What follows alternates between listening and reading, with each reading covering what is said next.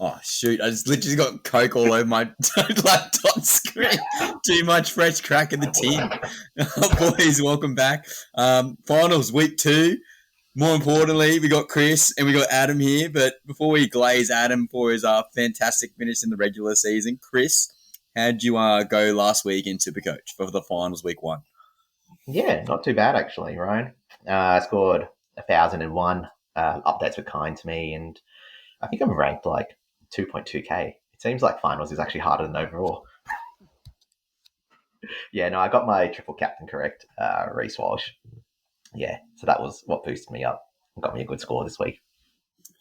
Were you happy with all your selections, or did you have any last minute regrets when the game started? Nah, I didn't. After last week, I said, I'm gonna go Aaron Clark, but I thought to myself, when it started pissing down with the rain, in New Zealand, I said, he's probably not a good buy. He could, no offload, so I switched him to Hudson Young, which was kind of good because I think Aaron Clark didn't play very much. I think he played about 40 to 45 minutes instead, and but other than that, and then I took the C off Cleary. I was going to go C on Cleary just because it was raining so much, and then I put the VC on Teddy instead, but didn't really make much of a change at all. Yeah. But no, they weren't huge, massive changes for me. Yeah. Yeah. Now, Adam, our beloved Adam, we've been glazing on the podcast for the past couple of weeks, and Chris and I in the group chat have been pestering him to jump on to the pod. But thank you. You're finally here, and it's been long awaited. Now, Adam, give us the rundown, mate, for the regular season of Classic. How did you go? How are you feeling? Give me the full spiel. Yeah, feeling good, man. Finished third overall, which is pretty crazy. Had a good year. I mean, I was at the top for most of the season, and I was sort of sitting at 10th, 8th, 12th, 15th. But yeah, just kind of had a good, strong last couple of weeks, and got a bit lucky with a few things, definitely, to say the least. Won a fair bit of cash, which was good, just from some overall groups and things, which was amazing. It was tight on the last day. Like, it was basically, I was up by 25 points on another guy in all the big cash leagues, and he had Horse to come. And so it was basically like, if Horse scored over 25, I would have lost. And then Horse barely played, scored basically exactly 25. So we were tied heading into updates. And so I was like stressing. It's like refreshing the app, like waiting for updates. But yeah, ended up winning that by about 40. So unreal. Yeah, I was thrilled, man. Podium finish. How much richer are you for playing SuperCoach 2025 this season, Adam? It came out to about 12k in the end, so pretty big payout. Not bad. Yeah, I'm probably at about $1 an hour of time spent on SuperCoach, which is good. Michelle was glad all my time finally, paid off. Yeah, literally. Good investment. So yeah, and big shout out to my boy Finney winning the 50k, which is insane. He had a really strong day, strong weekend, and strong team all year, so that was sick. So yeah, big year, very big year. And that's obviously your best finish overall ever, correct? Yeah, definitely, by far. Like, there's been 4 different seasons where I've been top 10 at some stage. But usually what happens is I'll just take really big swings the last 5, 6, 7 weeks, like going for first. And then usually they won't work right and I'll fall way back. And I finish like 150th, 300th, because I'm kind of like, I don't care about finishing 25th. I'd rather finish first or 200th, And you never know how many chances you're going to have being right near the top. And it was just so happened that this year those swings came off. Like, I had Mulatalo, who I brought in, and he averaged like 95 over the last 6 weeks, something ridiculous. I even brought in Shibasaki with my last trade, and he went like 75 and then 110 or something, which is crazy. I had Lehigh, who averaged like 95 over the last like 3 weeks or something. So all these guys that almost no one else owned put up 90 averages for me to carry me home, which was awesome. But that's fluky too. You can't expect that every time. And how did you go managing trades throughout the season? Because Chris and I were elaborating last week about impulse control, probably more so myself, as you know, trying to win me away from these super pods, we could probably say generously. What's your strategy with trades at the start of the year, sort of mid-year origin time, and then obviously going for that, as you said, home run swing for the top place? Yeah, look, it's pretty simple. I just trade hard and then try to be selective later in the year, especially. I think there's too many trades. Like I've said to you boys before, like I've been playing Supercoach for like 10 years and we used to have like 28 trades and no boosts. And you'd have to get through a whole season with that. And you just couldn't bring in guys for a 100K price rise and then trade them straight back out. And now that we've got almost 50 trades, like you can be a bit more aggressive, especially early season. And you used to need, like there was no best 13 on the buys. So you used to need to have a lot of players for the buys too. It was a very different game. So yeah, I just go hard. Like I use a lot of trades early, just fixing my team. Pretty funny. I had to look back at my starting team and it was not very good. Like I made a lot of mistakes and it just shows you don't need to be perfect to start, but you do need to be quick with fixing those mistakes. So like I started with Duffy instead of Cleary, which is obviously a terrible decision. I started with Walsh instead of Iongi, and Iongi averaged the same for like 500K less and Walsh lost 100K. I started with Bateman, who was not very good. I didn't start with Haas. I started with Grant, who wasn't very good early. I started with Hetherington. I started with Seyfarth. I made a lot of mistakes, but I just fixed them really quickly. Like I traded a bunch of these guys out very early and got in your Haases and your Clearys and your, I didn't start with Tino. I got him in quickly. So you don't have to start strong, but you need to fix things quickly. That's always my philosophy anyway. And then the end of the year, it was very much just don't use a trade unless I absolutely have to. And so I kept Matangi, and luckily he came back at the end. I kept Hosking. Tried not to use trades that I didn't absolutely need to. I tried to keep my trades for the big positions, for fullbacks, so I could jump on Walsh and those sorts of things, which worked out well in the end. I held guys like Naf White, who were kind of plotters, but I was like, I'd rather hold them than with them for a slight upgrade when it's not a key position. So yeah, trades is a tricky one. There were so many injuries this year. It was hard. A lot of people were the same as you guys were. Had so many injuries, you just had to trade, and then you got no trades left, and what can you do? Yeah. Now, going on to that for next season, do you think due to all the injuries and more engagement with SuperCoach, now with the finals, they're probably going to look at potentially maybe a couple more trades in?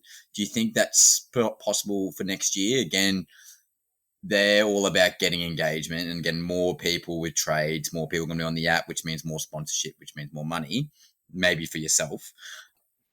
What are your thoughts there? Oh, it's definitely possible. I really hope not. Like, I still think 46 is too many as it is.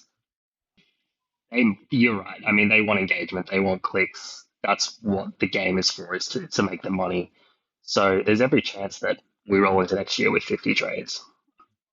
Despite all the crazy injuries, I still think most people had 18 every week.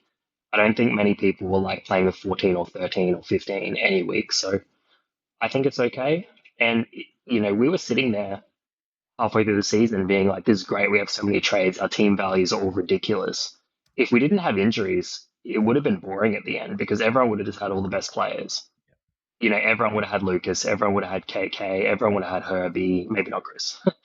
Everyone else would have had Herbie, and it just wouldn't have been a lot of variety. Whereas in the end, the injuries kind of forced that. And I mean, the injury to Reynolds was the biggest injury of the year. Like that turned Walsh into 150 a week, and that changed the whole landscape. So I hope they don't change it too much. But we'll see. Yeah. Chris, you got anything for Adam before I got my next question? Yeah, look, no, a lot of what you've said so far really resonates, actually, Adam. For example, you talking about, you started with a team that, probably wasn't so good, but in many ways it was and in many ways you could almost argue was quite vanilla because there were a lot of players that were quite popular, like Alex Seyfarth, and I think it is important in many ways to start with one of these vanilla teams, and just rectify them quickly if you are seeing mistakes. Like, I'm seeing it with I'm playing Fantasy Premier League this season again. And I started with a pretty vanilla team. And the problem is that I haven't changed anything. And I'm not doing so great 4 weeks in. And another mate of mine who finishes top 10K every year, he's just simply just played his wild card and he's just moving up the ranks straight away. And it's one of those things I regret. And you're right in terms of starting with sometimes with half gun and kind of cheapy halfbacks and fullbacks. I think one of the mistakes I made, like you, this year was I did also get Tom Duffy. And I think next season I'm going to start with 2 gun halfbacks and 2 gun fullbacks only. Like literally no cheapies in these 2 positions unless they prove themselves. And then I'm only going to jump on them like in round 3 for the price rise. Even like Iongi, I feel like we got lucky this year that he went off. And I think in many ways you were better off just leaving him. And if he was, and if he went big and you had to jump on him, then you go on him in round 3.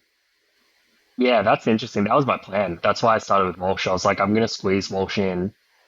I'll run Turbo Pong and Walsh. And then if Iongi's just like a must, I'll downgrade one of them. And then I've got 500k to spend. But in the end, too much other shit was happening that I didn't actually have the trades available. And Walsh just kept going down. So yeah. And another thing I noticed that you kind of alluded to, talking about, holding on to Naf White and Hosking. I realize perhaps sometimes we don't have to be so trigger happy with the trades. Like, I mean, I had to hold on to Jermaine Osako just because I had no trades to trade him out. And in the end, he scored in the final. I know he was absolute trash for most of the season, because of Finn's never passing right. But in the final round, he scored 110 for Ryan and myself. And I feel like that was all totally worth it in the end. yeah, Now, definitely. Adam, since you're the master, the sensei, and we're your young Padawans, I feel like young Obi-Wan Kenobi trying to learn from the sensei. Now, I don't look like Obi-Wan Kenobi too, with that beard. with injuries, the Hosking thing resonates with me really well because I had Hosking at the very start and he was doing well, and then he got injured, and then long behold, what's his name? Nickel Scott. He got the spot and then he got injured. Then Hosking is back in. What I'm trying to get at is how long would you hold an injury for a player who has like that 70 round average upside? You mean like Hosking the first time? Yeah. So like, for example, Hosking was averaging like 55, 60 points, whatever it was at the very start. Yeah. Hosking gets injured for, let's say, 6 weeks. Would you trade hard just to get him out? Let's say it's like halfway through the season, or if he's a guy that he could be like a 2RF 4 or 5, would you just hold him for depth? Nah, sell straight away. If it's early season, you just have to. I think mid-season it gets more interesting. Like an interesting one was Karaz, right? Like everyone jumped on him, he was killing it, and then he gets his calf injury, and everyone's like, well, he's going to be out for 4 weeks, then they've got to buy, and then they've got, he might not be back for 6 weeks because of that. So everyone jumped off him, and 2 weeks later he's back, and then everyone's like, oh, now this 700k guy, how are we going to fit him in? And he's like a top of position genuine gun where it's like during the buy rounds, you only need 13 some weeks. We probably should have just considered holding him and saving the trade. Like I traded to Mulatalo, who scored 30 in the buy round, then got suspended, then came back and scored 40. And Karaz was back by that third week scoring 90. And so I was down 50 points and a trade and team value. A guy like Hosking, who's like best case bench 2RF, that you're not going to want to play every week, you got to move on from those guys quickly if they get injured. Probably a better example is Dylan Lucas. So he got injured after round 2. And I had him, and I just moved him straight away. I was like, it's a hamstring. I don't want to deal with this. And so I just kept churning through those spots to make money and get points and all of that. But I do know someone that just held Lucas for 5 weeks, just let him sit on the bench, and then saved a trade and did other things with their trades, and that was actually quite beneficial too. The hard thing early season is that, and I always talk about this, you need to get as much money into your 18 as possible, because that's the time when not everyone has strong teams. And so if you had Gun that gets injured in week one and they're going to be out 5 weeks, like your team's going to be so much worse than everyone else for that next 5 weeks that I don't think it's worth holding. End of the year, someone gets injured for 4 weeks, who cares? You've got 3 other guys you can play instead. It doesn't matter. So I wouldn't, like a guy like Hosking, you would just never hold if he got injured, unless it's a top tier gun that you think like is worth saving the trades. Yeah, I think I've come to a similar conclusion as you, Adam, really, in terms of, hey, if it's early season, anybody with big money, you just got to move them on, especially they're out for more than 3 or 4 weeks. And then if it kind of comes to that mid-season or even end of season, trying to behave a trade, and they're not out for long term, and it's not a serious injury, you can conceivably just leave them there and then wait for them to come back, really, because of that potential for them to come back just more earlier than they normally would. With Kira, as you kind of pointed out earlier. Now, a good hypothetical here would have been Herbie Farmworth. Let's say he was projected to come back round 27, 100%. Okay, this is a theoretical world. If you knew he was out for 6 weeks and you had minimal trades left, but he's the guy who has $900,000 to his name, do you hold a guy like Herbie Farmworth when the trades are low for like a 6-week period? Because you go from Herbie Farmworth, you can get anyone with Herbie Farmworth's money. Or do you know he could be a super pod for those last 2 to 3 rounds, or last round, for example? It really depends on who you're buying and what you can do with that money, right? So if you're like, I've got 1 trade left, then you can only get 1 player for him, and the 900K is irrelevant at that point, which is something that I know you spoke about a couple of weeks ago. Like, you don't want to end the season with money wasted on the bench and no trades, right? If it's like, if I trade Herbie, I can get a gun center wing that I don't have that's hurting me, like Nwangani Dewase, and I can also upgrade, someone to Haas, right?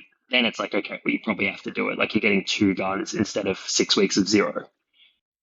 The thing with Herbie was that there wasn't, other than Nwangani Dewase, there wasn't a lot of guns that looked like must-haves, and even he didn't look like a must-have. A lot had to go his way to get all those big points. Like, the center wings that did well, like Ronaldo was the best one, and who was looking at him going, yeah, he's a must-have, right? So if you like didn't have Lomax, which is my situation exactly, I didn't have Lomax, Herbie did his hamstring, I was like, well, that's an easy move, so I did it. If you had all the big guns, it would have been worth considering holding, I think. It's kind of the same with Kolomatangi for me. Like, I had Haas and I had Terrell and I had Eli Katonga and I had Tino, and I was like, well, who am I going to trade him to? Like, who's going to move the needle for me? Hudson was the only one I considered, and I was like, they've got to buy in round 25 or 24 or whatever it was, and he might rest round 27. So that's why I held him, for example. It's really dependent on your team and who you need to buy in their place. If there's no one that's a must, you can definitely consider holding. Yeah. And I think my final couple of questions is to do with nuffs, okay? I know you were paying out my boy Lawson, but he ended up being enough, and he was a hero at one stage, but yes, he was enough. So let's talk nuffs in regards to start a season and obviously after the origin period, trying to get your best 18, getting that final couple of nuffs in there to maximize cash. Yeah, I almost always start with 1 nuff, sometimes 2. If I start with 2, I usually want one of them to be a guy that I think will get a run later. And there's been a few examples of that over the years where, like, Eero was one a couple of years ago, and I think Galvin was another one where they were really highly rated and you knew they'd get a run at some point, and so you can just stash them there. You probably don't want 2 genuine nuffs to start the year, but I like having a genuine nuff, so I can loop, because if everyone's playing, you can't loop. And also, just to get more money in my 18, get a cheap guy that can sit there all year. It saves a trade by having them already. So I'm a really big fan of starting with enough. The only circumstance I wouldn't is if there's just genuinely that many good cheapies that I'm like, I'm going to miss out here. Whereas like this year, for example, like I had no interest in a Royce Hunt, because it's like, I'm spending an extra 50K on that spot to get Royce Hunt. Even if he makes 50K, I then need to use a trade to get that 100K back out. I'd rather have the 50K in pocket and save the trade and then have a guy to loop with, So, yeah, I pretty much always start with 1. And then in terms of bringing in a second or a third, just when you need the money, when there's no other cheapies, you get a dual position guy. I mean, Kane Bradley was the guy that a lot of us got this year, and that was a bit of a roller coaster. Always praying it wasn't going to get named, or praying he'd drop out, and then there was the Tukey Simpkins debacle where he came in and ruined my AE. Yeah. You know, that's why I love my boy Kalani going, because he was nowhere near the first grade side. So yeah, definitely a big fan of the Nuffs, more so than you, I know, but hopefully I can Yeah. get you on the Nuff Well, the bandwagon reason next I year. say this because I reflect back, it might have been round one. You got the Nuff in, and I was asking the question early, and then I got Lazarus via Lepu in, and then he was getting like 10 minutes, 15 minutes a game, and it was just an AE nightmare. And I made no cash. Like, I actually think I lost cash on this guy. So it was a free trade at the start, but obviously trading him out and then losing cash. It's trades like this, I think, for the impulse traders like myself, the cheapies who aren't getting a role, I think it's just so important. Chris, I got a question that will lead sort of into next season. You got anything else regarding this season? Yeah, I'll just tell you my little story on not nothing or nothing, and it involves Royce Hunt as well.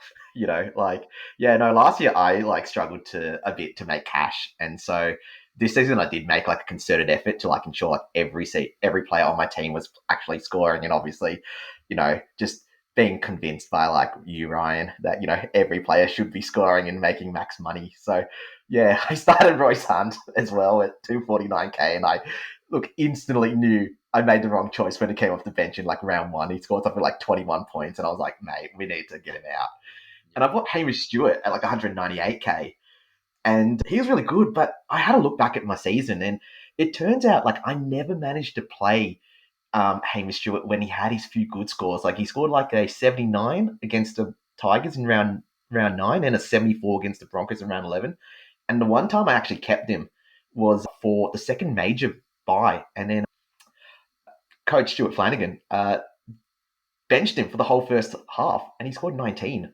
And when I finally sold him, he was 420k. So I made 200k profit, but really he was just a plot on my team for the first 16 rounds. It was such a waste of 2 trades. And the same thing is Turbo. Next year, I'm just going to start with him so that I can save a trade when I sell him out, as opposed to buying him in and then selling him out afterwards, really.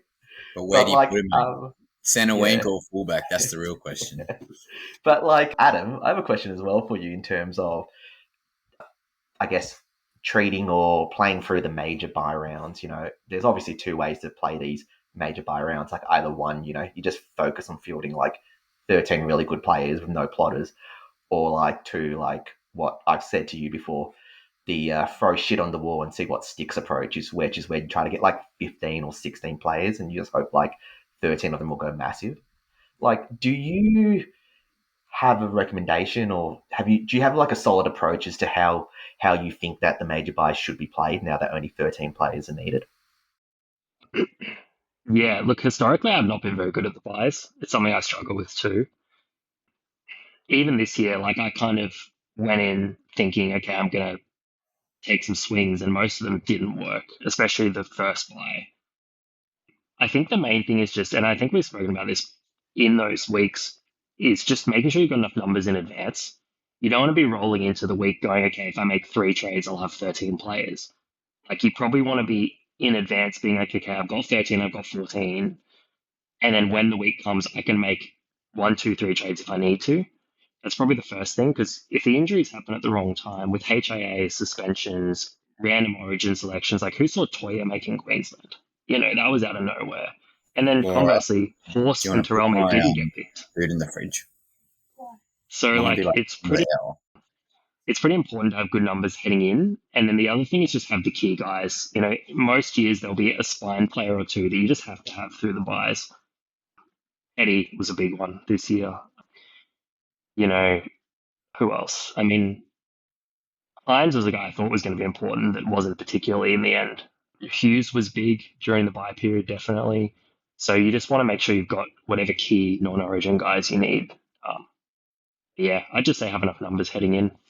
Yeah, that's crazy. I completely forgot about that. I remember it was at round 15 for the second major buy. I think in round 14, a lot of people had, 14, 15, 16. And that week, I think Keon got injured. And then also Lehigh got an HIA in the second minute or something like that. And all of a sudden, and there was another major one. I think there was a third one. And all of a sudden, people went from having 14 players for that round to 11. And then oh, now we need to trade. And in order to try to get those, 13 players again or so. Yeah, and sometimes there's not crazy. good players playing those weeks. So then you're sort of stuck in a situation where it's like, do I buy someone that's average just because I need a number? Yeah.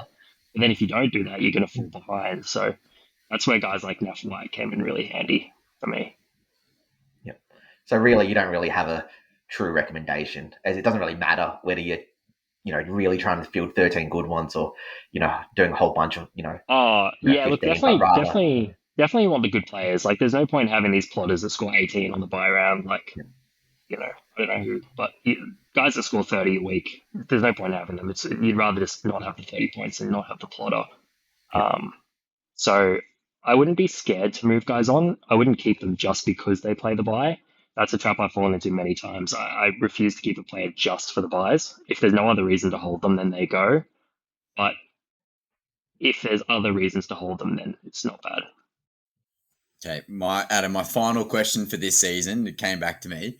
Now, all season, as Chris mentioned as well, I've been channeling my inner money man to a Pelotu all year. My goal was not even to get number one in terms of overall rank. It would be the number one in terms of cash generation. And I was so close. Jakey, our fellow co-host, he did quite a good job, but I might be the 2IC for the money man. However, now the question is, because again, I always run out of trades and I always have this year I had 265,000 in the bank with 0 trades with Deadwood on the Pine. Last year I had 460K in the bank with 3 guys on the Pine. What I'm trying to get at is with cash generation and trades. So obviously you get guys who get a negative 90 BE. I'm like, yep, jumping on. We got to go for this. And then one week they've got 150. Next week they're getting 20. So these volatile players would be like your Bostock, for example. How much money would you need to make to justify a trade? I would probably say it's less early season, but I would probably say 150K is a good ballpark for a trade. I think if you make 150K in 2 weeks quickly as well, if it takes 8 weeks, it's useless. You make a quick 150K, that's pretty valuable.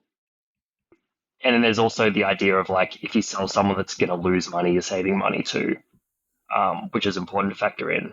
But I definitely wouldn't be making a trade if I think they're going to make less than 150K, if it's purely a cash grab. And I think early season, those are fine. I think you need to do a lot of that. You need to get in your Karapanis, these type of guys where you say, okay, even if they score 240s, they're making me 120K. And it just gets your team moving in the right direction. Later in the season, where you don't want to fall into that trap is round 9, round 10, round 11, where it's at that point, you probably do have better things to do with your trades, start nuffing guys out, getting in real guns, flipping fullbacks, whatever it may be. So yeah, 150 is a good number. But it's also important to think about you can make money other ways. And there's been so many times this year where you could have flipped a fullback and made a lot of money, freed up money firstly, saved money because the guy you trade out went down, and made money because the other guy went up.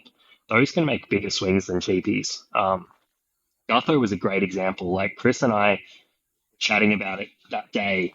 Gutho was playing the Roosters on, I think it was Anzac Day weekend. Round 28. We were talking about, do we get Drinky or not? And we were both sitting there and I was like, man, I really want to pull the trigger, but I'm just worried because Gutho's been scoring well and Drinky hasn't really been doing much. And that move alone would have, Drinky went up a ridiculous amount. Gutho went down quite a lot. There was a big point swing. That one trade would have been a 250, 300K difference. Plus points and stuff. So you can look for other opportunities as well. Yeah. There's a saying that I heard as well in terms of points are hard to, you can't always get points, but you can always make cash at any point. You can just jump on literally anybody who, has a low BE, and has a big scores at, irregular 100, and, and you can expect them to make a good, 50 to 100, or if not 150K. I think the hardest part is just finding out the correct time to get on them. Sometimes it just happens and you need to make a trade at the same time. Or you go, oh, it'd be great. I'm going to make a trade this week to downgrade someone, but there's no one to downgrade to. And you kind of can't, you have to make the other trade that you need in order to make the other trade that you want, and sometimes it can be hard. So I think it's easy in the first couple of weeks where cash cows are very obvious. But you're right, Adam, in the sense that you can always make money. It's just sometimes timing is the hardest part out of the whole thing, if that makes sense. And regarding team structure, now we sort of briefly talked about Origin. Would you be more inclined to get the non-Origin players early and then sort of wait to get those Origin guns in? Because mainly those guys, let's say the Brisbane Broncos or like Melbourne Storm, they're going to be pretty heavily favoured around the bye round period, where those actual teams aren't even playing, let alone for Origin as well. Would you be more inclined at the start of the season to try to get proven guns who aren't Origin eligible early, so you don't have to waste like a double trade? Would you recommend that as a sort of a strategy for next year? Asking for a friend. Not really. Only if they're the best option. So, like, Origin's round, 13 or 12 or whatever. So, a lot can happen in 11 weeks. And if you, like, people will talk about this, like, I'm just going to start with Dylan Brown, I'm going to start with Joe Tarpanay, I'm going to start with, like, whoever, right? If you start with all those guys, great, you get to round 11 and you save 3 trades and you're ranked 25K.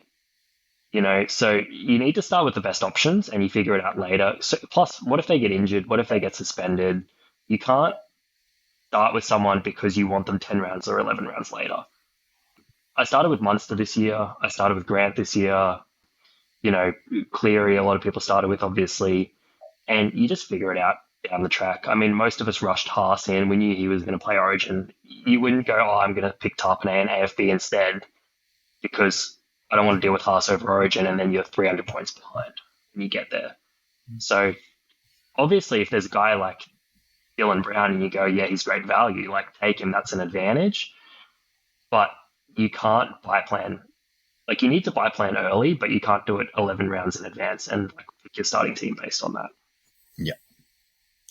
Now, strategy for next year, sort of segueing out of 2025, looking into 2026 projection. And Chris, you can obviously jump in here too because this will be open forum. Now, strategies regarding guns and team structure. So front row, for example, are we universally just going to think, let's save trades, I'm just going to get Haas in, I'm going to get Terrell May in, and then I'm just setting and forget. They're pretty durable guys, big minute, big impact, probably both playing Origin next year, but will all be sweet for 12 rounds. What do you think there, Chris? They're going to be like 830K each. Yeah, I want to say, I want to start with these guns. But the problem is that I don't know how much everybody else is priced at. That's the problem. And so it's hard to know, like, as much as I want somebody who's really, really good, if I am going to look for some guns, I'm always going to put them in my halfback and my fullback and my flex position first before I put it in my front row forward or my 2RF. Great example was, Terrell May this season, even last season, somebody who's not super expensive, but ended up being, the second best player, at front row forward. Or even like, Corey Horsburgh, who this year was, one of the top front row forwards. It really depends. Like, for example, let's say next season, let's say if Keanu Kinney is, at the moment, I think he's about 400,000. If he stays at 400,000 for next season and I can get something like him super cheap, then sure, I might have the money for somebody like a Payne Haas. But if, let's say, every single fullback is, 600, 700, and now I have to get Turbo and Latrell in at centre wing as well, and they're both, 700,000, there's just going to be no money at hooker or front row forward, second row forward, and I'm going to have to do the same thing I always do, put some absolute mid-tier second row forwards and pray one of them goes big, yeah. What do you thinking, Adam, for that sort of strategy for next year?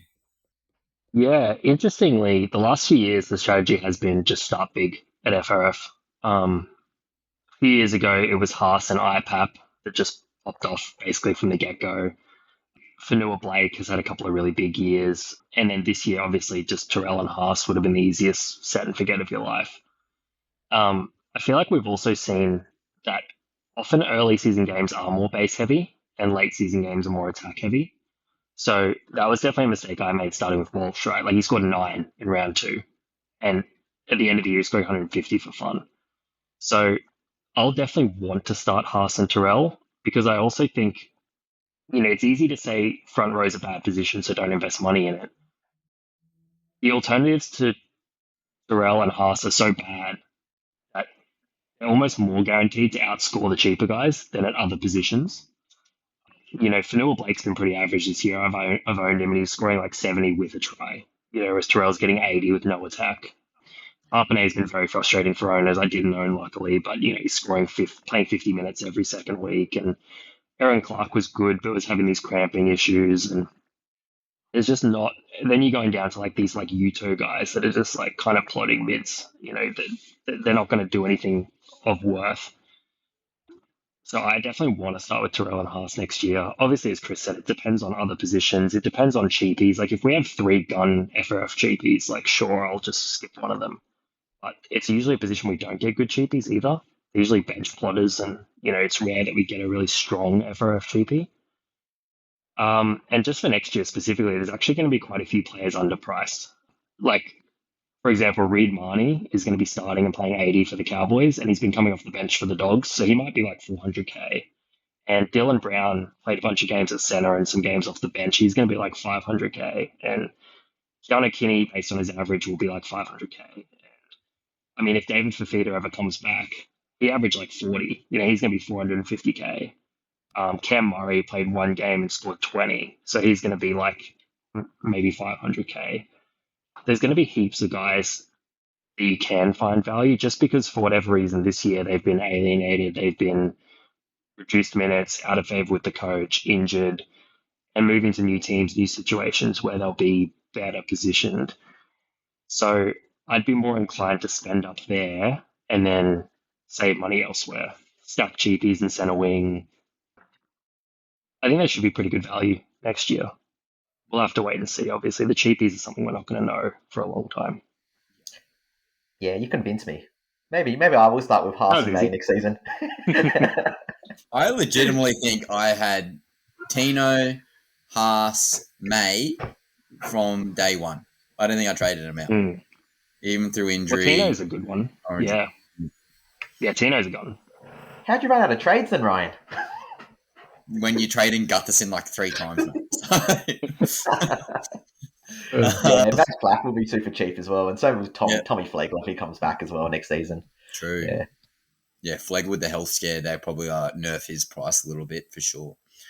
Now, I want to talk about fullback center wing. So there's going to be a lot of fullbacks that are going to have that dual position, and it is bloody going to be spicy next year.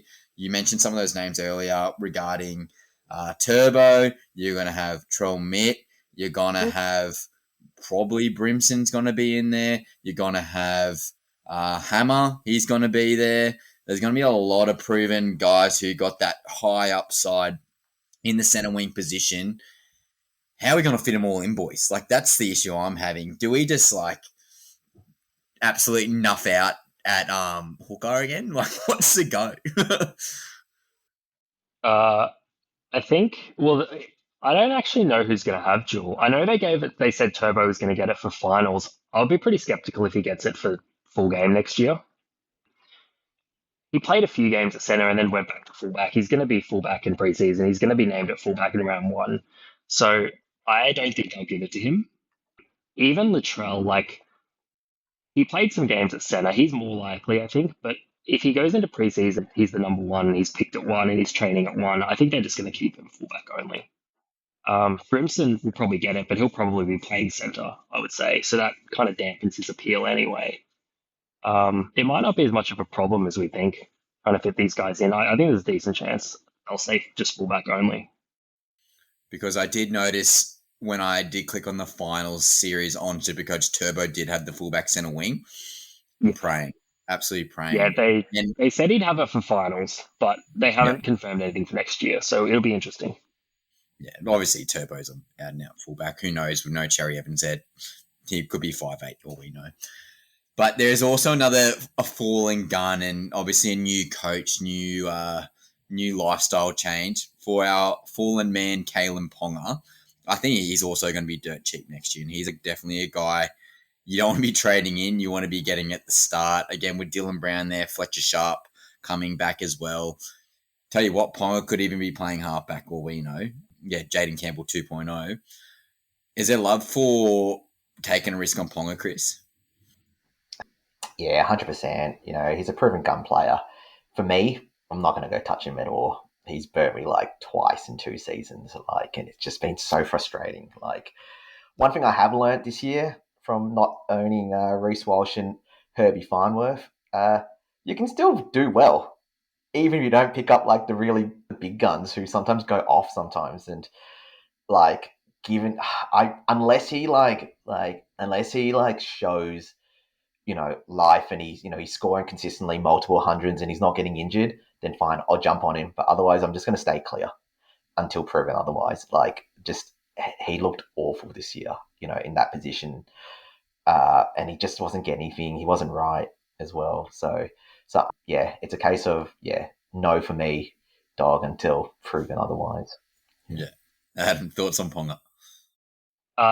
Well, they've signed Sandon Smith to play hooker, and he's a handy goal kicker. So that would be a big issue for Ponga if he lost the goals. Having said that, he's probably someone I'll start with. Just again, like, if I want to fit in Haas and Terrell, like, do I pick Ponga at 600k or Walsh at 860?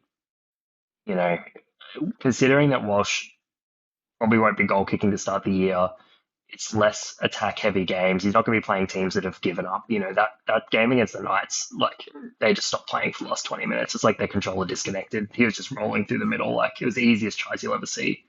So I'll probably be looking at like guys like Kinney, guys like Ponga, like guys that'll be cheap that we know can average 70 plus. And I don't know about you, Ryan. I'd be curious to hear what you think. Like, the Knights were shocking in attack this year, like really bad. But Sharp was finding his feet. Had like Clogger and Hastings, and now they've got Dylan Brown, who's obviously a much better player.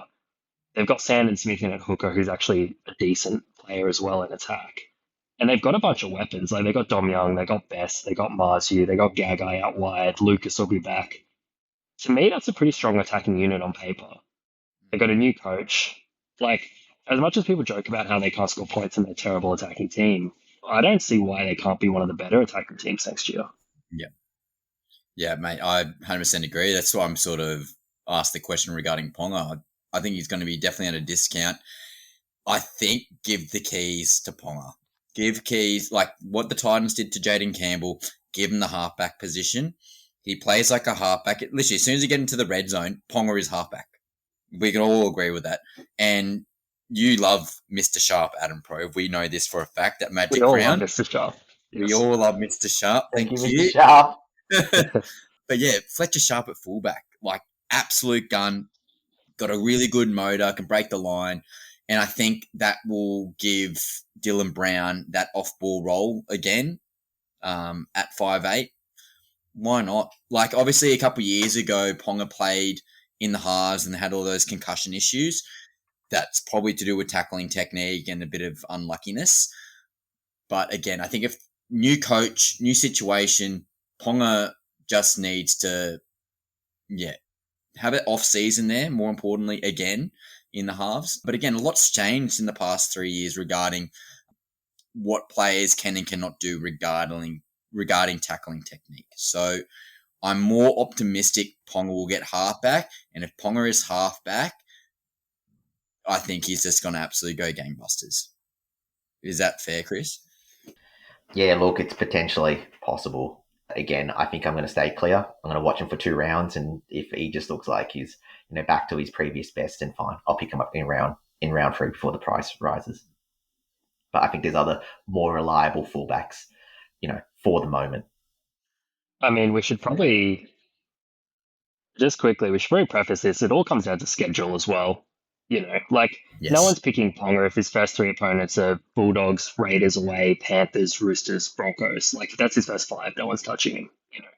If he's got Titans, Dragons, Tigers, I was going to say Knights, he can't play himself, but, if he's got teams like that, like, it's hard to stay away. So it's fun to talk about this stuff, and I'll definitely be keen for the preseason pods next year. Yeah, there's a lot that needs to be down the track. Yeah, so it's a good little taster, and I think the fans on all the platforms will appreciate either the snippets or the long version of the Q&A with you, Adam. Again, huge insight. I've learned a lot, and I've taken some mental notes for next year. Whether or not I can implement the impulse control, time will tell, as we say in this podcast. Now, Adam, have you got your SuperCoach up for me? I can. Yeah. Yeah. I was just going to say before we move on from last year quickly, or this year, I had a bit of bragging, bit of gloating on the podcast about the rankings. I had a quick look. So Ryan, you were 836? 6. Yep. Yeah, and Chris, you're what, 900 and something? Yeah, I think so. Yeah, so I had a quick look, did a quick bit of maths, and Ryan, you're actually 12% better than Chris this year. So based on your ranking, you're a 12% better Supercoach player. So congratulations. I knew it. Unfortunately, based on the same rankings, with me coming third, I am 28,000% better than you. So you got a fair way to go. That's so good.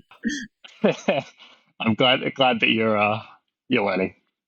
Top 1,000 is awesome, boys. I mean, that's a huge goal. Hopefully they do some prize packs this year because, yeah. Give me my KFC socks.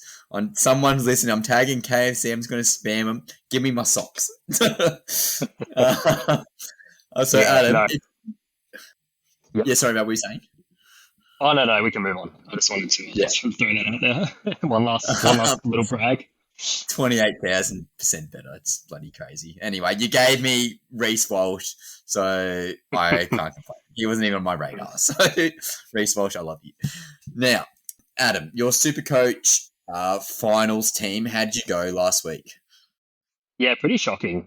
To be honest, I'm pretty burnt out from the stress of being top 5. So I made the team in about 2 minutes, and my strategy was go for pods because I figured it's only 4 weeks. You need to probably start strong if you're going to do well.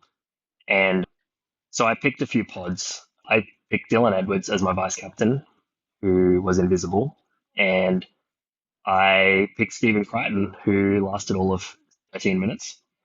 So I got about 850. I'm like 31K or something. Yep. So I'm not super invested in it. I've made a team for this. But interestingly, if you just went vanilla, you basically had the perfect team last week. It was almost exactly just the highest. The gloating, mate. He was all last week. Stick to the proven guns or whatever he was saying last week. It was true.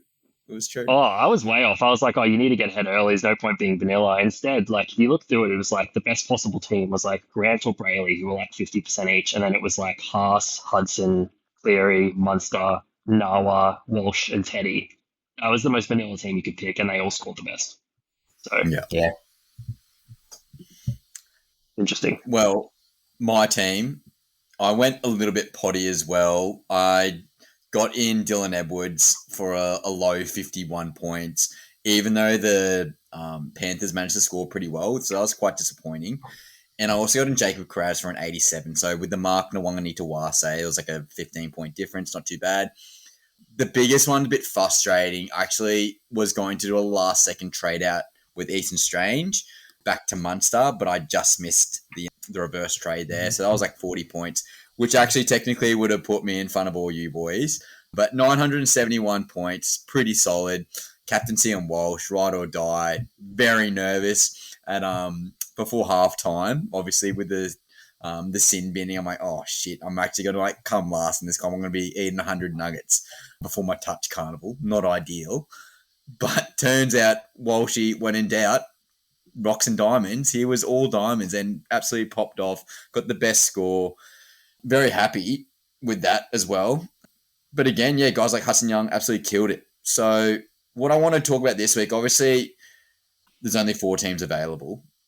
Now, Chris, let's just quickly run through the lineups for this week. There's not too much to discuss regarding the Raiders and Sharks. They're pretty much named exactly what they were from last week. What are our thoughts here, Chris, for this game? Yeah. GIO Stadium, it's a night game, 7:50. I think the question is, can the Raiders, mentally come back, from that loss last Sunday, really. And can Ricky get them back up again?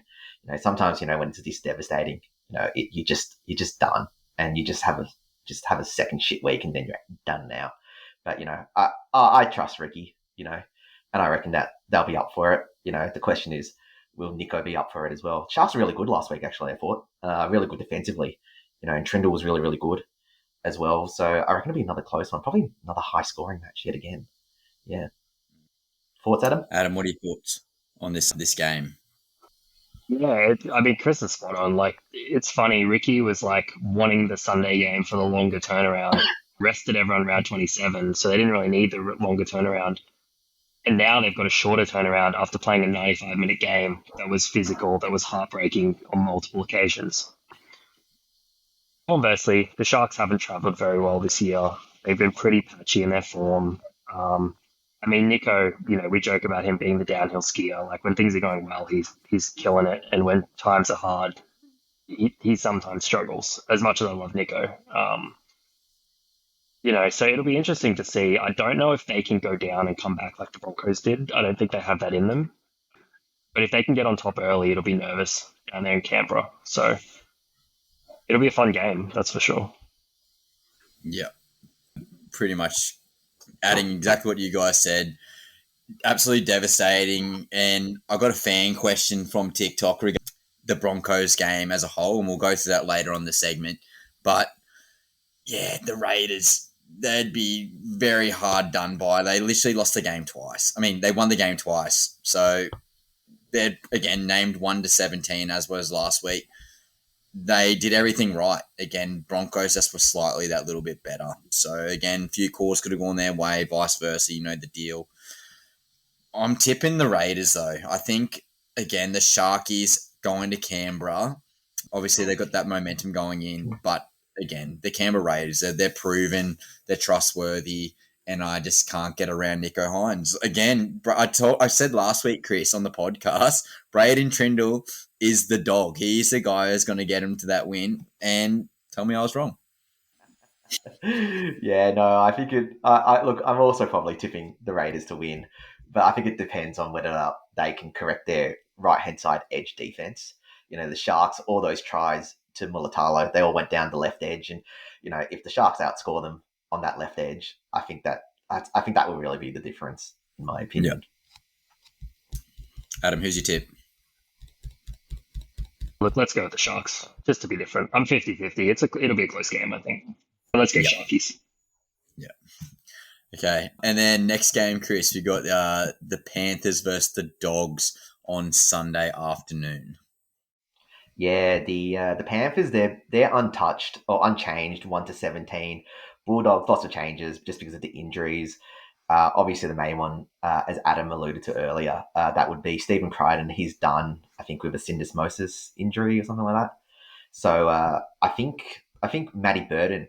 Actually, no. I think Bronson Xerri probably will play that right centre, and then Matty Burton's playing left centre. Toby Sexton plays at halfback again. Galvin's in the 6. Bailey Haywood. He keeps that 9 jersey, but they've had to put Reid Marnie in because Bailey Haywood can't tackle, and he missed 13 tackles last week. And yeah, that is lots of changes for the Bulldogs, and obviously they're not going great at the moment. And I think it's a question of can they reverse that slide? If there's one team they can maybe beat would be probably the Panthers because Cameron Serraldo comes from that system as well, so he knows them quite well. Yeah. I wouldn't be surprised if there's a late change, but I think Reid Marnie has to start. You talked about Bailey Haywood missing 13 tackles, but it's also worthy to note that Bailey Haywood made like 50-plus tackles. So, yes, he missed 13, and not all missed tackles are the same. I thought he was quite good overall, so definitely shout out to him. But I think Reid Marnie, just in terms of that aggression, I think they need that at the start against the Penrith Panthers. They need to start fast. If Bulldogs get in the back foot and Panthers come out like the 5 or the 4 in a row, 5 grand finals in a row team that they are, it's going to be an uphill battle, and I think that hill is going to be way too steep. I'm also, again, we've been talking for weeks about the Bulldogs, all their changes with Galvin, with Marnie, with Bailey Hayward. Now Stephen Crichton's out of the team more than likely. His name on the extended bench at number 22. But Crichton was playing essentially fullback in the red zone. Now that's gone. Now we're going back to Connor Tracey being that sweeper. That's another change, another thing the Bulldogs have got to work out with. Now Sexton's back in. He hasn't been a regular first grade in the past month or so. Changes after changes after changes, and you're going against the juggernaut in the Panthers. You can probably see where my tip is going. I think the Panthers win this convincingly. Adam, who you got? Yeah, it's the Panthers' game to lose. I mean, being the full-time champions and having this bracket break for you is pretty lucky. The Dogs, too many changes, too many injuries, too out of form. I mean, what do they have for crack Penrith other than Burton spirals? Like, Tracey's not going to make them through their defence. You know, Bailey Hayward doesn't offer anything in attack as much as he's gets to work defensively. Galvin is a young player and doesn't have that finals experience. You know, Crichton was, like you said, he was the guy sparking their attack, and he's now gone. Their pack's not going to necessarily outmuscle Penrith. I mean, Isaiah Papali'i's been back to his best, apparently, for the last 8-9 weeks. You know, Lindsay Smith, Isaiah Yeo, Mitch Kenny's back, or might be back. I think he's in the extended. So it's going to be very hard for the Bulldogs. I think it's a big choke if Penrith don't win this comfortably. They could not have got a better matchup this week. Yep. What do you reckon, Chris? Yeah, I agree in the sense that it's Penrith to lose. You know, but I think the concern or the possibility of Bulldogs winning would be, or the one scenario I could see them really winning would be, for example, if it's a really tight game, you know, and it's a little bit chaotic, you know, and we saw last week that, you know, the attack for Penrith wasn't always going that great. The service out of dummy half, whether it was Luke Summerton or Schneider, some of those passes, you know, to Nathan Cleary weren't fantastic, and as a result, they missed a lot of opportunities to score, I felt, and get on the front foot. I think, you know, and for all we're talking about, you know, Dogs being out of form, you know, for good parts of, you know, that game against Melbourne last week, I think they were in the lead for good parts of it, even though it looked like Melbourne were dominating, really. So really, if it's close, you know, and the Panthers attack don't fire, you know, the Dogs always just find weird ways to score. You know, again, also their attack is clunky too, but they just find random ways to score. Yeah. Yep. But I think Panthers to win by 20. Absolute demolition. Dogs of War. Dogs of War. Ket Chen's probably not going to like that one, but we'll clip it up for him. But yeah, just so much change for the Doggies. I think it's just going to be too much of a hurdle to overcome. And yeah, I didn't notice Mitch Kenny at number 22. I'm pretty much guaranteed he's coming back in. Who drops out? Probably Brad Schneider, then Luke Summerton. Maybe drops out. I'm not sure. But yeah, I think Mitch Kenny will play for sure. Now, I want to go through the Supercoach teams, and then we'll go relay back to the Broncos fan question.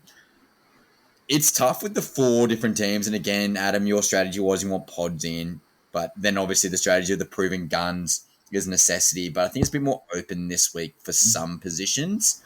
I think we just go from top to bottom regarding who we're picking and maybe a different option after that. I've got Blake Brayley as my hooker. Is there any differentiation there, boys?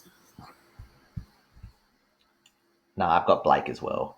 I don't think you can pick anybody from the Bulldogs. Mitch Kenny's also not an option. Sometimes he can score really well, as in he can just make like 55 tackles, and you can just base about 60 or something like that, assuming he makes no missed tackles. You know, but he's unlikely to jag any try assists or anything like that. You could also go, you know, Tom Starling. He was pretty good last week, really. But no, I think Brayley's the safe option in my opinion. Yep, definitely. Adam, you any difference? I went Starling. Just for the pod. Yep, like that. I'm at 30k, so need something different. Yep, I like that. Okay, front row. I got AFB. There's not too much. Probably Tarpanay is my second option. Could switch out, but again, I've got a couple of Raiders in my team that I can't get him in, unfortunately. Hence why I switched to AFB. AFB in past seasons been proven to jag a try here or there. Whether or not he can do that against the Raiders, time will tell. Adam, who you got for front row? Yeah, I'm with you. I got AFB. I actually think maybe the best pick will be a Panther, maybe Lindsay Smith, maybe Isaiah Papali'i, but I've got some Panthers in some other spots, and you can only have 3. So I kind of figure Fanua Blake has to play big minutes if the Sharks want to win this game. He's got some attacking upside. Yeah, he looked a good option to me too, so that's who I went with. Yeah. Chris, who you got? Yeah, I'm going Joey Taps. I think he has. Last week he scored 67. He put the offload away. He played 65 minutes. It's a do or die game. I think he's going to play similar 65 minutes, and hopefully, if he offloads a couple of times, that 67 goes to 80ish pretty much, and then if he scores a try, that just goes straight to 100, and we know he can score a try. I think that in terms of Lindsay Smith and Isaiah Papali'i, I disagree a little bit. Lindsay Smith's kind of just dropped off a bit. He scored a few 70s or so, at the end of the season, but he looks a little bit perhaps banged up, and he just isn't that same try threat that he was early in the season. I think Isaiah Papali'i's crazy, but I think he only played like 38 minutes last week. So if he comes off the bench again, it's just not worth the risk. It's kind of like Aaron Clark last week. Could be really worthwhile, but if he doesn't make the minutes, then you're kind of regretting your trade. I think that the one really good player actually who might be the best out of all of them, it's actually probably just Corey Horsburgh. Like, Sticky seems to play him for like a really, really long time. Like, he played 69 minutes last week, and then he had about 4 offloads, and he scored 72 points. So he was actually the highest after Payne Haas last week. So he might be a good one. But as a result, like I said, I think Joey Taps, his try scoring ability is better. Yeah, so I'm going to go him. I agree. Now, second row, I think it's obvious, unless you want to go super potty, like Isaiah Yeo, maybe a Kikau, but surely it's going to be Hudson Young. Adam, you're the same, surely. Yeah, lock him in. Yeah. Chris, are you different or? Nah, just Hudson Young. Yeah. It's boring. Jake will love it. It's vanilla, but it's definitely the strat. So that's my first raider, and I've actually got 3 in my team. I think halfback, sure, we don't have to even discuss this one. Surely, Chris, it's Cleary. It's Nico. Oh, Adam's leaking Nico. It's Cleary. It's Cleary. It's Cleary. It's definitely Cleary. You'd have to pay me $12K before I put Lockie Galvin back in my team again. Oh, mate, I almost just blew a blood vessel. So, not ideal. Yeah, definitely Cleary. Nico Hynes. Be interesting to see if he's snuck into the flex position. I've got an inkling that could happen here. Now, 5'8", again, could be a little bit different. I'm going Ethan Strange personally. Again, proven gun. But you could go a guy like Matty Burton, but he's playing in the centres. You could go a guy like Trindle, because he's the real one I see at the Sharks. It could also be potentially a Blaze Talungi. Definitely not Galvin. Who are we thinking, Chris? Oh, I've just got Matty Burton. I think the 2 safest picks this week are either him or Ethan Strange. I find that both of them need to jag a try in order to score kind of well. But the reason I've got Burton is just simply goal kicking. It might just add an extra 12, 16 points or so. Yeah. You reckon the Dogs are scoring, mate? That's interesting. Yeah, it'll be 40 to 20. Yeah. Still Panthers by 20. Are you not worried about him being at centre? He's going to get less ball, like less attacking opportunities? Nah, he was still kicking on the fifth, putting up those bombs. He's still that opportunity to, get the try assist, even though last week he was, at the centre position. Yeah, fair. Adam, who you got? Yeah, Ethan Strange. Blaze Talungi is dead to me after his horrendous performances on the run home. So he will not be coming into my side at any stage. He's got like a 90.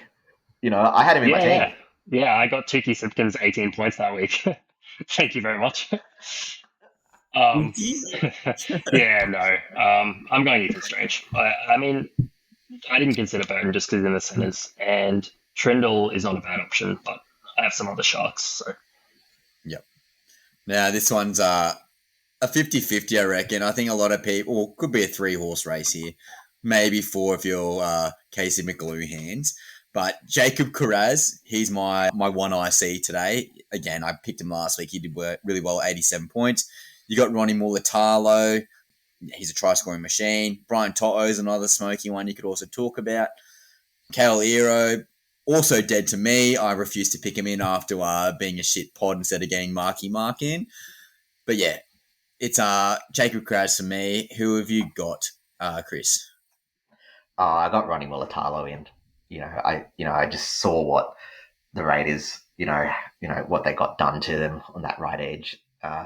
I said earlier that I do expect them to kind of, to respond this week, but it's not that easy to fix defenses, as Adam and I know in our touch footy games team. It's very hard to improve your defense in one round. And so I think I'm hoping he jags a couple of tries or so, or something like that once again, and just continue that good, form. Yeah. What about you, Adam? Who do you got? I have the Montoya Destroyer, Brian To'o. Yeah, I like it. Unfortunately, Montoya is not named. I thought that rhymed a bit better than the Rinakama Destroyer. But did you guys see that To'o Instagram thing? No, I have to watch it. Did you guys not see that? Oh god, he basically got in a bit of trouble because he was commenting inappropriate things on pictures of his teammates. It was a joke. Okay. I'll have to watch it. Okay. That's a joke that people will get. Anyway, I'll go the Destroyer, Brian To'o. I just think the Dogs are going to get thrashed. So he looked good. He's had a few weeks off. Yeah. Actually, I thought you were talking, Adam, about this other one where I think Cooper Cronk was interviewing To'o after the game or something like that. And I think To'o got confused where the camera was. And I think Cooper said, "Oh, you can look wherever you want, Brian." And Brian just deliberately just looked left really far away from the camera and just started talking randomly because he could. Yeah. It's just such a Brian To'o thing to do. Legit. So fullback, I've got Dylan Edwards. I'm trying again, take two. I'm not going Will Kennedy for obvious reasons. Who knows what's happening with Connor Tracey? That's just absolute rocks and diamonds there, as you would know, Chris, all too well. And there's another guy in my flex position. May as well say both because both fullbacks. I got KO Weeks in my flex. Who have you boys got at fullback and your flex, Adam? Who have you got first? So fullback, I've got the invisible man, Dylan Edwards. I'm running it back with him. He barely saw the ball last week. He had more hair than touches last week. So I'm hoping he's actually involved in the attack this week. Fingers crossed, because he was literally just floating out there watching Cleary do his thing. But again, I'm just banking on Penrith winning big. And then in my flex, I got your boy, the downhill skier, Nicho Hynes. No, I knew it. I thought I was going to catch you off guard with that one, but clearly not. Go on Nicho Hynes. I just like him. I want him to succeed. I want to be cheering him on. I want to be talking trash in the chat when he goes big. Yeah. And, I don't really care that much about finals, so if he goes low, that's fine too. Yeah, fair enough. What are you thinking, Chris? Yeah, look, I got Weeks at fullback, and Ryan, you just know me too well. I got Nicho Hynes at flex. I didn't have him last week, and I missed you going. Chris, I told you not to get Nicho. I told you Nicho sucks, and I want to hear you say that to me again this week. So I've got him in specifically. I might change my mind. When my common sense comes to me, logic comes back, and I'll get Brian To'o in or something like that. But it's like Adam says, man, I like Nicho. It's hard to hate him. I just want him to do well. The poor guy. He's actually a good guy. He's a good dude. Yeah. Yeah. I talk smack, and for obvious reasons, just a bit of clickbait. But he's a good dude, and he does so much for the community and mental health awareness as well. You want him to succeed, but Nicho Hynes, you're still my nemesis. You still fucked me over in SuperCoach, so you're dead to me. At least for 2025. Oh, Ryan, you'll love this. He's actually my VC at the moment too. Ooh, spicy. Hey, Ryan, has it been acknowledged that if you didn't buy Nicho Hynes, you wouldn't have gotten in Reece Walsh? You would have been stuck with Dylan Edwards. So I think I think you're a Nicholas an apology. Mr. Hynes should be receiving a gift basket in the mail, I reckon. Nicho Hynes, you might get my KFC socks if they come in the mail. That's the trade. Adam, who you got as your VC and your captaincy for this week? Yeah, I'm just going VC Toto and C Cleary. Just all in on Penrith. I did the same last week. I went VC Edwards and C Cleary, and Edwards was invisible. So I'm going Toto this week, and we'll see how we go. Chris, who you got, mate? Yeah, VC Nico and then C Cleary. Yeah, Nico. I've currently got the VC on Edwards, and I've got the C on Blake Brayley because I haven't set my captaincy. It's been auto-selected for me. So,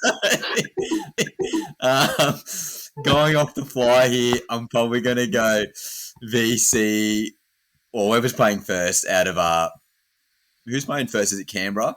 Probably go VC Weeks. It doesn't matter. And then C on to Nathan Cleary. You can tell I'm an organised podcaster. So, yeah, that's interesting. That's SuperCoach for this week. And again, you got the 3 players for this round, not like the 2. It's pretty 50-50. Again, I think you got to go for the matchup. I do like the Brian Toto shout, and KO Weeks is absolute rocks and diamonds. He doesn't score. He literally got 2 tries and a line break, and got 81 points. So the volatility there is not too reassuring. So I might go the Brian Toto safe route and put the BC on him, well, maybe the C. I don't know. Time will tell. But before we wrap up the show, boys, I got a fan question and a bit of shit talking at school, but the Broncos game. It was absolute roller coaster of emotions, and as a Queenslander, I was riding the Broncos home on that big pony. It was just literally they lost the game twice. Again, as soon as Reece Walsh got sin bin headbutting, well, it wasn't really a headbutt. He literally put his head into Hudson Young, and then Hudson Young obviously instigated the whole event, whatever.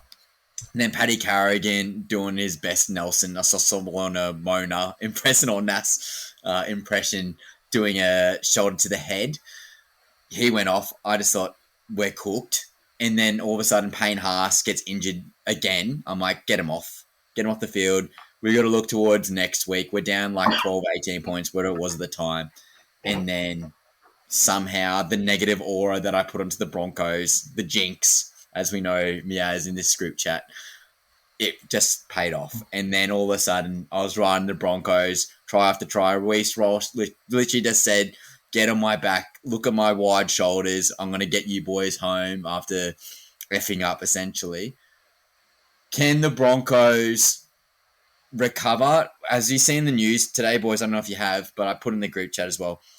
Billy Walters, partial ACL, some sort of injury. Don't know if it's a complete tear. Don't know if it's a sprain to the ACL. There's not much information at the moment.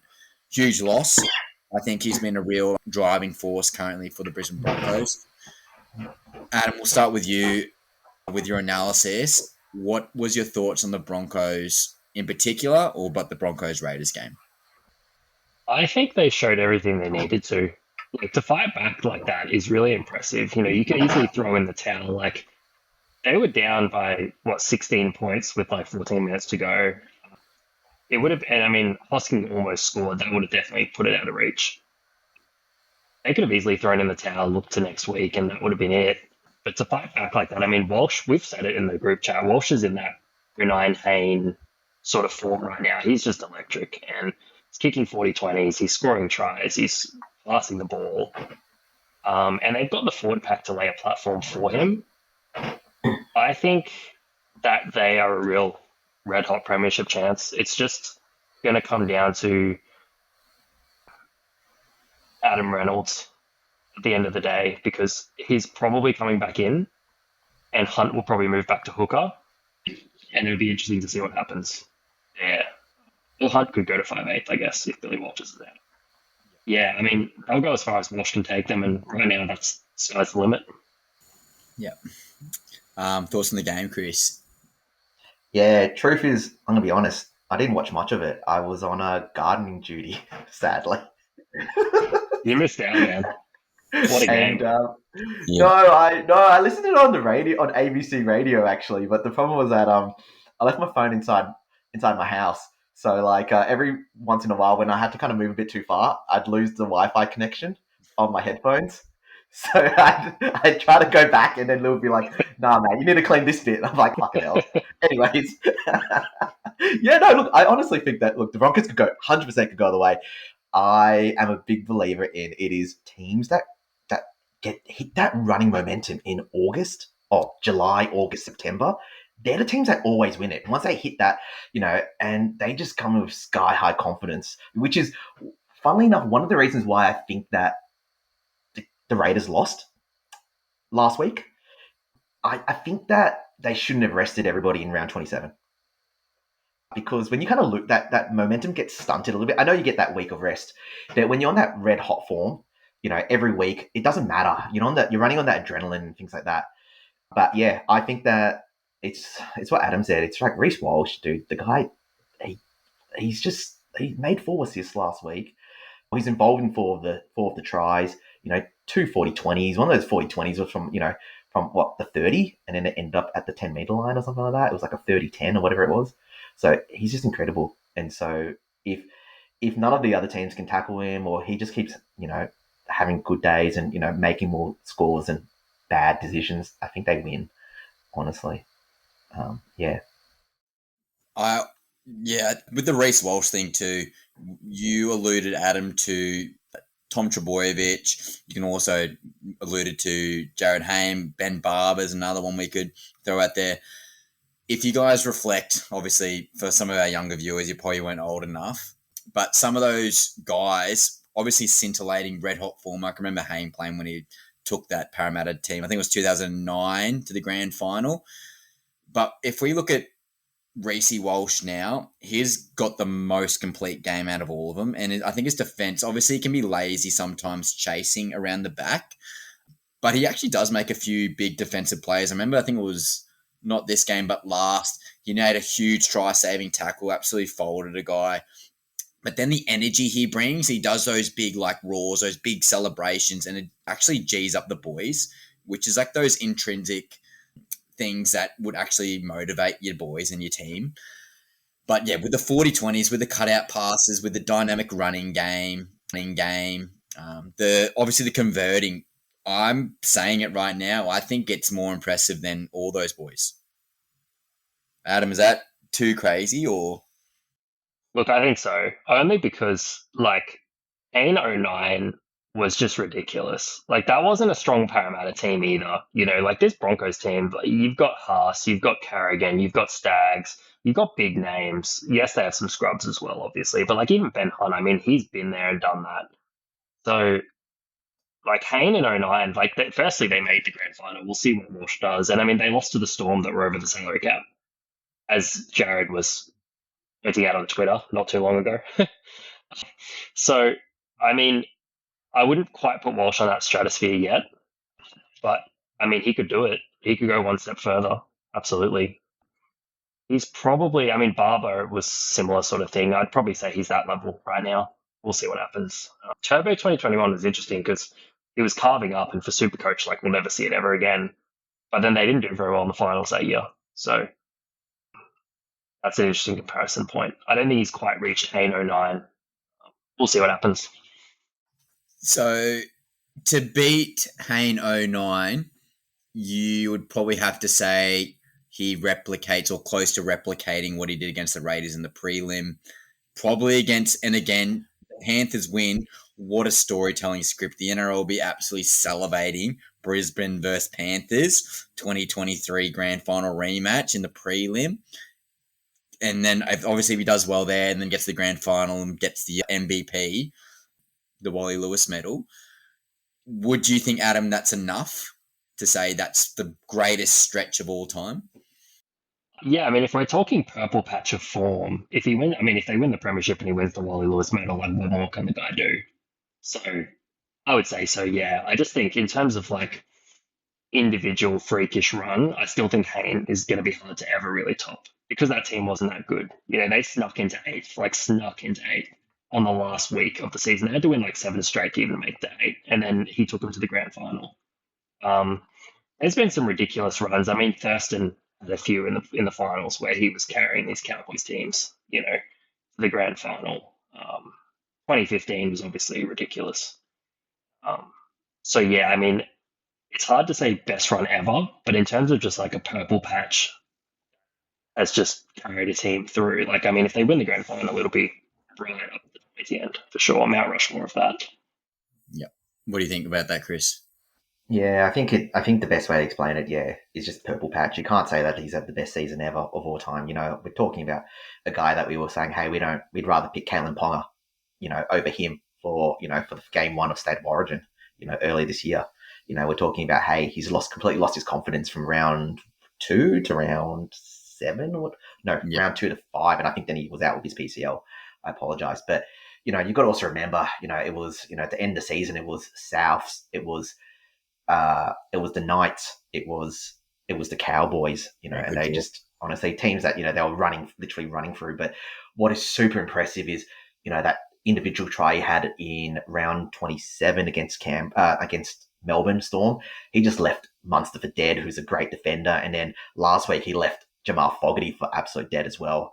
You know, these aren't bad defenders. It's not, and these teams aren't, you know, these are all desperate teams who want to win. You know, it's not like, you know, the Knights who went on holidays, you know, for that entire final month in August. So that's what's impressive. If he can just sift through these defenses like however he wants, and if he can make these 40-20s, because that was the thing. Like last week, Canberra was up for a lot of it, you know, in the first half, but then it was him, you know, making these 40-20s that really changed that play. It's the same how, you know, Cleary changes, you know, momentum when he makes those 40-20s out of nowhere as well. And Reece Walsh has that ability. Can he continue that purple patch, or will he run to that game where he just has an absolute shock and then scores 9 in SuperCoach points, you know, in round 2? Yep. Yeah, it's an interesting conversation. So, no, I hope that sort of answered your question. But can the Broncos go all the way? 100%. I think they're the most red-hot team at the moment. They've got all the confidence in the world, and they're getting boys back at the most important time. Billy Walters, yes, he's done a fantastic job stepping in for Ezra Mann / Ben Hunt, I guess you could say, in that 5'8" position role, because obviously Hunt's role changed to halfback. But Billy Walters, yes, did a good job, but then you get a supercharged version of what Billy Walters is doing now with Ezra Mann. So those opportunities where, or those situations where Billy Walters is taking on the line and doing a dummy and run, Ezra Mann breaks the line every single time doing that. So if Reynolds is willing to hand the keys over, and I think that's a big caveat for this whole Brisbane Broncos run, and that's what I've been saying in the group chat too, like, do they change anything? Does Reynolds even come in? Blah, blah, blah. The caveat is, if Reynolds is willing to give the keys to Walsh and say, mate, this is your team, you can take us to the promised land, which is a big thing for a guy who's the captain and a proven like commodity. I think that's what needs to happen for the Broncos to win, especially against assuming the Panthers and then, let's say, the Raiders for not Nico Hines' sake. So, Adam, is there any caveats to that? No, you're spot on, man. It comes down to Reynolds. I mentioned it earlier. It's all about how he fits back in. You know, we obviously watch a lot of NBA, and, you know, you look at a guy like LeBron who is willing to say, Luka, you're the Batman, I'll be the Robin now. You know, he's 40 and he's achieved a lot more than Adam Reynolds has in their respective sports. Yeah, and if he can do that and take a bit of a backseat to Luka, then, you know, Adam Reynolds, like, he needs to let Walsh be Batman, and he's not even Robin, he's Alfred. You know, he needs to just be whatever you want, you're getting it. You want the ball, you're getting the ball. You want to kick, you're kicking. You want to kick goals, you're kicking goals. Like, Walsh has to be man, Robin, Catwoman. You know, he's everyone. And they need 16 other Alfreds out there. You know, Haas can do some stuff maybe. You know, Reynolds really needs to. Yeah. That's a good analogy. Reynolds really needs to just let Walsh run the show, get him good service. They're going to win or lose based on Walsh. If he comes in and tries to do too much, it's going to be an issue. And that's my worry about Hunt at 5'8", because when Hunt has been halfback, he's been really good at controlling and getting Walsh the ball and doing the organising. Then when he shifts to 5'8", he's suddenly trying to tries himself, and then he gets in Walsh's way. You know, they're in the same lanes. So that is a bit of that's really my only concern for Brisbane is, you know, can they keep this momentum going when they have to make these big changes? they've got 2 weeks to train, luckily, but it's going to be interesting.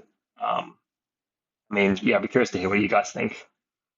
Are you, Adam? Sorry, Chris, I'll get your point in a sec. But Adam, are you more confident? Because I'm pretty sure Ezra Mam's going to be back for that prelim final. So that means Ben Hunt will more than likely shift to the hooker position, assuming that Reynolds doesn't come off the bench.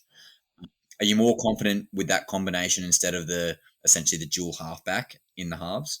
Oh, definitely. I mean, Mam is very low usage. He doesn't do anything other than attack when he gets the ball, and they can just not throw him the ball if Walsh is cooking. And he's quite good at he'll just stick on the left. He's not going to do too much.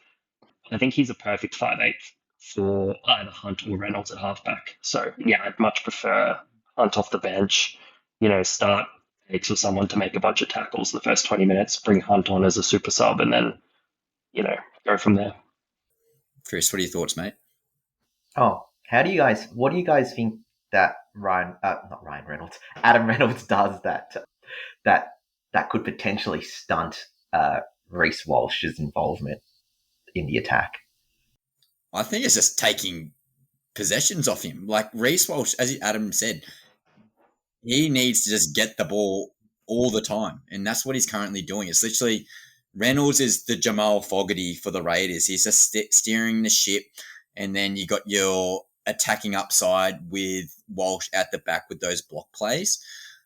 I'm just afraid Reynolds, again, we've seen throughout the year, and Chris, we've talked about this in detail, that there's too many cooks in the kitchen at the Broncos. Mm-hmm. I'm afraid they're going to revert back to that. But obviously Walsh's confidence has been up and down all year. Now he's on bloody Mount Everest in terms of his confidence. Is that change anything for you? Yeah, I think personally to me, I think it just, I find that, I think for me it was a question of whether Reece, when Reynolds was out, he was like, hey, do I need to step up, and command the ball more? Now that Reynolds is back, I think it might not necessarily be a case of, Reynolds is not giving Reece Walsh the ball. It could just be Reece goes, oh, well, he's back now, I don't have to do things. I think it's more of a personal mindset more than anything. But, I'm going to steal your favorite line, time will tell. But it's funny that Adam brings up an NBA kind of analogy with LBJ, because it instantly, I can tell you an example actually of when people coming back is really bad. I think of Jeremy Lin Insanity back in 2012, when he was just absolutely going off, and then Carmelo just was not happy that this was happening, and then Carmelo came back and absolutely just ruined Insanity, and what happened next. Yeah, the Knicks still haven't won a championship. Yeah, again, it's going to be interesting, and it's going to be so hard to know until we see what their lineup is, but they're getting troops back at the right time. And I think after that 94-minute performance, and again, I sort of missed the chance to say it, but we talked about game of the year, obviously, with that. Well, just missed out because you're bloody gardening. Priorities, mate. Watch your footy. Tackles and tinnies. Come on, mate. Get your homework done. But I reflect back, I don't know what year it was, and you boys might know off the top of your head, but it was a similar time length of game. It was the West Tigers when they were actually relevant, and Lottie Dakiri was playing, and they're versing the Roosters, and I was just like all in on the West Tigers. I'm like hard Lottie, let's go. And then I think Sean Kenny-Dow got the intercept, and then I just remember Sean Kenny-Dow straightening and then going for that left corner post, and Lottie Dakiri trying to catch him, and then the Roosters won in the 95th minute or something. Do you remember what year that was, boys? 2010. I want to say 2010. Yeah. I don't know for sure. Is it actually 2010? Oh, that's what I was thinking. But yeah, I googled it. Not from my memory. Good. I was just gonna guess. That was my best guess. But yeah, great. Incredible, Adam. Incredible that you get 2010. I mean, the Broncos Raiders game was pretty good, but I don't know if you guys remember earlier this year the Titans played the Tigers at Leichhardt, and that was a pretty incredible game. I think there was at one point they got through 3 sets without making an error, which was pretty great. So Wait, is this Tigers or Titans? Because it's incredible both teams. Do you remember that game? Oh my god, it was It's disgusting. probably both, mate. Tino got It's like injured like listen. straight away at the start. Tino hobbled off, and it was the Tigers I think won with a field goal, but it was like 30 errors. It was disgusting. That's crazy. Bro, there's been some absolute trash Titans games this season. We're building. We're building at the right time. You're only as good as your last game, and that means we're top 4 next year. You watch. Yeah, but boys, I think we'll wrap it up there. I'm bloody getting hungry. So, Noah, I hope that answered your question, mate. And you guys keep throwing these questions in. More than happy to answer in the pod, especially with something like this where it's super relevant topic. But I do my best to get through all your comments on all social media platforms. So, again, more interaction for us, the better it is for the algorithm. Again, you know the drill. 5-star, share it, like it, subscribe it. Tell a mate. You know, it's always good. So, again, Adam, appreciated the Q&A at the very start, mate. And hopefully all super coaches out there learnt a thing or two. I think Chris and I were secretly taking notes on the side there. That's for sure. And some of the other bots in TryBots potentially took some notes there as well. I know they're trying to chase the top 0.05%. Only some of us are that good. So, Chris, is there any last words before we wrap it up? Nah, thanks for coming on, Adam. Yeah, awesome to pick your brain. Yeah, and also, go Nico! Adam, last words, mate. Yeah, Nico season. Let's go. Get out of here. That's Tackles and Tinnies. Week 2 of the finals, episode 21. We love you guys. Enjoy your footy. See you later.